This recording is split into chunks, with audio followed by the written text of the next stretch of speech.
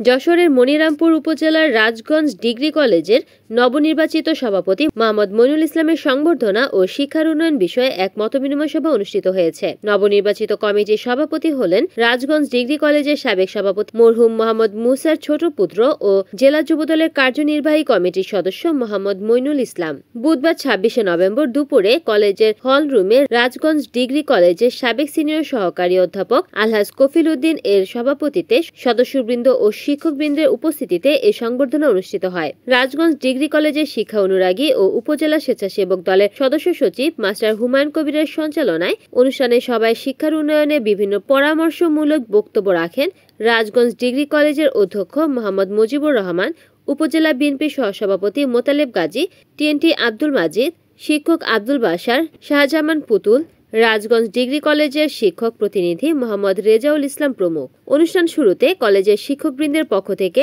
নবনির্বাচিত সভাপতি মইনুল ইসলামকে ফুল দিয়ে সংবর্ধনা জানানো হয়। অনুষ্ঠান শেষে বৃক্ষরোপণের উদ্বোধন করা হয়। আমি প্রচন্ড আশাবাদী এবং আত্মবিশ্বাসী একজন মানুষ। আমাকে যেহেতু এখানে নির্বাচিত করা হয়েছে, সময় আছে, মনে হয় একটা টাইম পিরিয়ড আছে, একটা নির্দিষ্ট সময়ের জন্য আমি এখানকার সভাপতি।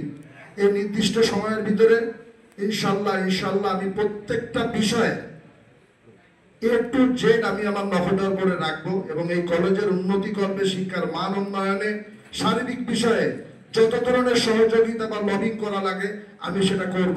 এই আশ্বস্ত ব্যক্ত করেই আমি আমার সংক্ষিপ্ত বক্তব্য শেষ করছি। রিপোর্ট করেছেন যশোর প্রতিনিধি উত্তম চক্রবর্তী, NN TV।